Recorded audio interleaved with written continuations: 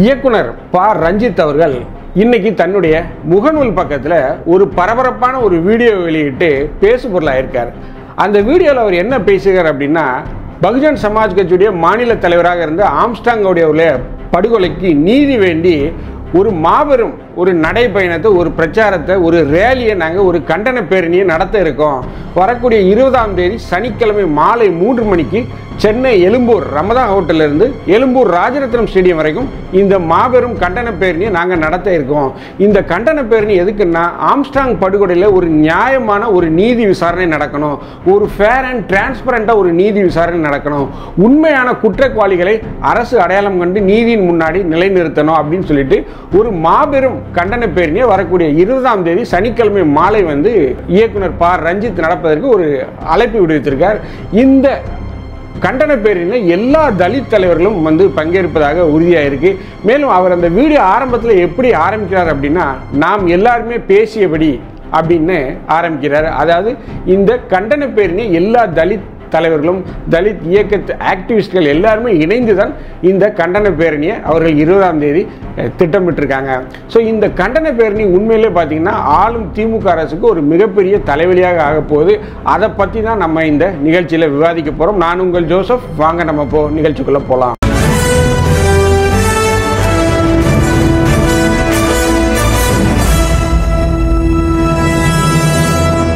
வணக்கம் மகளே. பகுஜன் சமாஜ் கட்சியுடைய மாநில தலைவர் ஆம்ஸ்டாங் அவர்கள் வெட்டி படுகொலை செய்யப்பட்டார். தமிழக அரசும் இதற்கு மேலே ஒரு மிகப்பெரிய ஒரு நீதி விசாரணை நடத்திக்கிட்டு இருக்காங்க. அதற்கென்று சிறப்பு காவல்துறை தலைவர்களெல்லாம் நியமித்து, சிறப்பு படைகளை எல்லாம் நியமித்து விசாரணை போய்கொண்டு இருக்கு. மேட்ரு விசாரணையில் இருக்குது. இந்த விசாரணை அரசு சார்பில் நடந்து கொண்டு இருக்கு. இந்த பக்கம் பார்த்தீங்கன்னா, முன்னணி இயக்குனர் ப. ரஞ்சித் அவர்கள் என்ன சொல்லியிருக்காரு அப்படின்னா, இன்றைக்கி தன்னுடைய முகநூல் பதிவில் வரக்கூடிய 20ஆம் தேதி சனிக்கிழமை மாலை ஆம்ஸ்டாங்குடைய படுகொலைக்கு நியாயம் வேண்டி, நீதி வேண்டி விசாரணை நியாயமாக நடக்கணும், உண்மையான குற்றவாளிகளை அரசு கண்டுபிடிந்து, காவல்துறை கண்டறிந்து நீதித்துறை முன்னாடி நிறுத்தணும் அப்படின்னு சொல்லிட்டு ஒரு மாபெரும் கண்டன பேரணியை வரக்கூடிய 20ஆம் தேதி மாலை சனிக்கிழமை சென்னை எக்மோர் ரமதா ஹோட்டலிருந்து எழும்பூர் ராஜரத்னம் ஸ்டேடியம் வரைக்கும் நாங்கள் நடத்த போகிறோம், ஒரு கண்டன பேரணி அப்படின்னு சொல்லிட்டு அறிவிப்பு கொடுத்திருக்கார். ஜெய்பீம். வருகிற 20ஆம் தேதி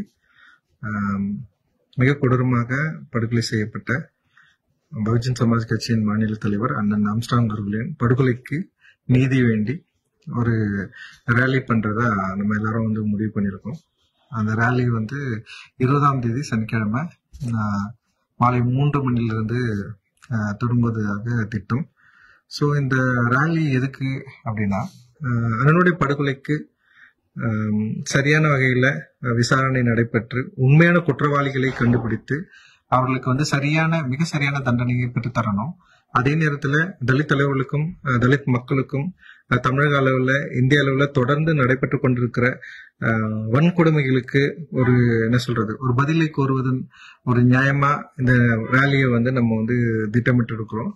ஸோ இந்த ரேலி எழும்பூர் ரமடா ஹோட்டல்ல அந்த ஹோட்டலுக்கு அருகே இருக்கிற சாலையில ஆரம்பிச்சு ராஜரத்னம் ஸ்டேடியத்தில் நிறைவு பெறுது.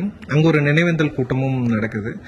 இந்த நினைவேந்தல் கூட்டத்திலையும் இந்த ரேலியிலையும் தமிழகத்தில் இருக்கிற மிக முக்கியமான தலித் ஆளுமைகள், அரசியல் கட்சி தலைவர்கள் அண்ட் ஆக்டிவிஸ்ட் அண்ட் இந்த சமூகத்தின் மீது நம்பிக்கை இருக்கிற, சமூக நீதியின் மீது நம்பிக்கை இருக்கிற எல்லாருமே இதுல கலந்துக்க போறாங்க. அந்த ரேலியில நீங்களும் கலந்துக்கணும். நீங்க எல்லாரும் கலந்துக்கிறது மூலமாக இந்த வழக்கை சரியான வகையில நடத்துவதற்கும், அதே நேரத்தில் தலித் மக்களுக்கும் இங்க நடக்கிற எளிய மக்கள் மீதான அட்ராசிட்டியை கேள்வி கேட்கறதுக்குமான ஒரு அழுத்தத்தை நம்மளால உருவாக்க முடியும் அப்படின்னு நான் நினைக்கிறேன். ஜெய்பீம். இந்த அறிவிப்புல அவர் ஆரம்பிக்கும் போது என்ன சொல்லியிருக்காரு அப்படின்னா, ஏற்கனவே நாம் பேசி திட்டமிட்டபடி அப்படின்னு சொல்லி தான் ஆரம்பிக்கிறாரு. ஸோ அதனால் எல்லா தலித் தலைவர்கள்ட்டையுமே, திருமாவளவன், புதிய தமிழகம் கட்சியுடைய கிருஷ்ணசாமி மற்றும் பல்வேறு தலித் தலைவர்கள்ட்டையுமே அவர் டிஸ்கஸ் பண்ணி தான் இந்த கண்டன பேரணியை அவர் அனௌன்ஸ் பண்ணியிருக்காரு. கண்டிப்பாக ஒரு முன்னணி இயக்குனர் சமூக வலைதளத்தில் இந்த மாதிரி ஒரு கண்டன பேரணியை நாங்கள் நடத்த போகிறோம், நீதி விசாரணை வேண்டி, ஆம்ஸ்டாங்குடைய படுகொலைக்கு நீதி விசாரணை வேண்டி நாங்கள் ஒரு மிகப்பெரிய கண்டன பேரணியை நடத்த போகிறோம், மக்கள் எழுச்சியோடு ஜாதி மத மொழி இன பாகுபாடின்றி கலந்து கொள்ளணும் அப்படின்னு சொல்லி ஒரு அறிவிப்பு கொடுக்குறாரு அப்படின்னா கண்டிப்பாக அவர்கள் அரசு அனுமதியை பெற்றிருப்பார்கள். ஸோ அரசு அனுமதியை பெற்றுத்தான் வந்து பார்த்திங்கன்னா ஒரு பேரணிக்கு வந்து அழைப்பு விடுக்க முடியும். இல்லை என்றால் அது வந்து சட்டவிரோதமாகணும், இல்லை அன்ஆத்தரைஸ்டாக வந்து பெரிய அளவு பொதுமக்களை கூடுவதற்கு வழி செய்ய வைக்கும். ஸோ அதனால் சட்டம் ஒழுங்கு பிரச்சனைகள் ஏற்படும். ஸோ இந்த பொறுப்புகளை எல்லாம் அறிந்து தான் இயக்குனர் ப. ரஞ்சித் அவர்கள் சமூக வலைதளத்தில் தன்னுடைய முகநூல் பக்கத்தில் இந்த அழைப்பை விடுத்திருக்கார். ஸோ எனக்கு தெரிந்து அவர்கள் கண்டிப்பாக திட்டமிட்டு அதற்குண்டான முன் அனுமதியை பெற்றிருப்பார்கள் அப்படின்னு தான் நம்ம நம்புகிறோம். இல்லை என்றால் அவர்கள் வந்து இந்த ஒரு அழைப்பை கொடுக்க முடியாது. மேலும் அவர் இந்த வீடியோ மெசேஜில் என்ன சொல்லியிருக்காரு அப்படின்னா, ஆம்ஸ்ட்ராங் படுகொலைக்கு எதிரான அந்த வழக்கின் விசாரணை வந்து சரியான பாதையில் செல்லலை, உண்மையான குற்றவாளிகளை வந்து அரசு வந்து கண்டறிந்து நீதித்துறை முன்னாடி நிறுத்தணும் அப்படின்னு சொல்லி திரும்ப திரும்ப அந்த விஷயத்தை பேசுகிறாரு. மேலும் விடுதலை சிறுத்தைகள் கட்சியுடைய தலைவர் மற்றும் மூத்த அரசியல்வாதியான திருமாவளவன் அவர்களையும் வந்து பார்த்திங்கன்னா அந்த மேடையில் என்ன சொல்லியிருந்தாருன்னா, இந்த வழக்கு வந்து ஒரு சரியான பாதையில் போல, மேலும் தலித் தலைவர்களுக்கு எல்லாருமே ஒரு அச்சுறுத்தல் இருக்குது, தலித் தலைவர்களுடைய பாதுகாப்பை இந்த அரசு வந்து உறுதி செய்யணும் அப்படிங்கிற மாதிரி அவரும் வந்து தன்னுடைய கண்டன குரலை பதிவிருந்தார். இந்தியா கூட்டணியில் இருந்தே, அதாவது திமுக கூட்டணியில் இருந்தே திமுக அரசுக்கு வந்து எதிர்த்த விமர்சனம் செய்த ஒரு கட்சி, அரசியல் கட்சி அப்படின்னா அது விடுதலை சிறுத்தைகள் தான். பட் இன்னமும் வந்து திருமாவளவன் வந்து தன்னுடைய கருத்தை நன்கு சொல்லணும் அப்படின்னு தான் நம்முடைய பார்வையாக இருக்குது. சில இடங்களில் அவர் வந்து திமுக அரசை காப்பாற்றுவதற்காக பூசி மொழுகிறாரோ அப்படிங்கிற ஒரு சந்தேகமும் நமக்கு இருக்குது. பட் இன்னமும் வலிமையாக அவர் தன்னுடைய கருத்துக்களை சொல்லியிருக்கலாம். மேலும் முதலமைச்சரை கூட அவர் நேரில் சந்தித்து தன்னுடைய கண்டன குரல்களை வந்து நேரிலேயே பதிவு செய்தார்.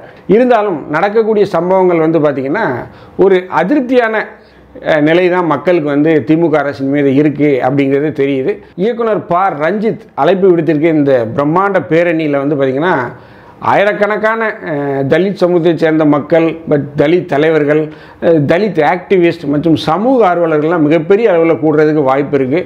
ஸோ இந்த பேரணி வந்து திமுகவிற்கு ஒரு மிகப்பெரிய ஒரு அழுத்தத்தை தான் கொடுக்கும். அதில் எந்த மாற்று கருத்தும் இல்லை. தமிழக அரசும் முதல்வரும் வந்து பார்த்திங்கன்னா பல்வேறு காவல்துறையில் இருக்கக்கூடிய பல்வேறு தலைவர்களை மாற்றிங்க. சென்னை கமிஷனரை மாற்றியாச்சு, பல்வேறு லெவலில் வந்து IAS IPS உள்துறை செயலாளர் அமுதா முதற்கொண்டு எல்லாரையுமே வந்து முதல்வர் வந்து மாற்றிருக்கிறார். அது வந்து ஒரு நடவடிக்கை. பட் அதனால் வந்து சட்டம் ஒழுங்கு எந்த அளவில் பாதுகாக்கப்படும் அப்படிங்கிறது வந்து இனிமேல் பதவி வச்சிருக்க இந்த புதிய அதிகாரிகள் இருக்கக்கூடிய நடவடிக்கையில் தான் தெரியும். சென்னை மாநகர கமிஷனர் அருண் அவர்களும் சொல்லியிருக்காங்க, ரவுடிகளுக்கு புரியக்கூடிய மொழியில் வந்து நாங்கள் வந்து எங்களுடைய நடவடிக்கை இருக்கும், அதனால் ரவுடிகளுக்கு எங்களுடைய நடவடிக்கை எளிதாக புரியும் அப்படிங்கிற விதத்தில் சொல்லியிருக்காரு. சென்னை மாநகர கமிஷனர் அருண் அதிரடி நடவடிக்கைகளுக்கு பெயர் பெற்றவர். ஸோ கண்டிப்பாக அவர் சட்டம் ஒழுங்கை வந்து நிலைநிறுத்துவார் அப்படின்னு நம்ம நம்புகிறோம். மேலும் இந்த ஒரே ஒரு விஷயத்தால் நம்ம வந்து திமுக அரசை வந்து குறை கூறணும் அப்படிங்கிறது நம்முடைய நோக்கம் அல்ல. பட் என்னதான் இருந்தாலும் அந்த ஒரு நல்ல பேர் எடுத்த பிறகு அந்த நல்ல பேரை காப்பாற்றுவது ரொம்ப கஷ்டம் அப்படின்னு சொல்லுவாங்க இல்லையா.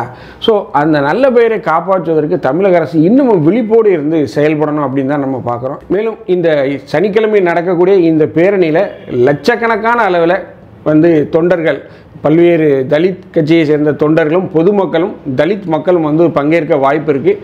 இந்த கண்டன பேரணி திமுகவிற்கு ஒரு மிகப்பெரிய அழுத்தத்தை தான் கொடுக்கும். மக்கள் மத்தியில் அவர்களுக்கு வந்து ஒரு அதிருப்தியான ஒரு பேரை தான் பெற்றுத்தரும் அப்படிங்கிற நமக்கு மாற்று கருத்து இல்லை. பட் இருந்தாலும் இந்த பேரணியில் எல்லா தலித் தலைவர்களும் பங்கேற்பதாக, அதாவது விடுதலை சிறுத்தைகள் கட்சியுடைய திருமாவளவன் கூட இதில் பங்கேற்பதாகத்தான் நமக்கு செய்திகள் வருது. அவருடைய பங்கேற்பும் உறுதி செய்யப்பட்டு விட்டது அப்படின்னு தான் செய்திகள் வருது. இந்த வீடியோ உங்களுக்கு பிடிச்சிருந்துச்சுன்னா தயவுசெய்து லைக் பண்ணுங்கள், ஷேர் பண்ணுங்கள், சப்ஸ்கிரைப் பண்ணுங்கள். மறக்காமல் உங்கள் கருத்துக்களை கமெண்ட் செக்ஷனில் சொல்லுங்கள். நன்றி, வணக்கம்.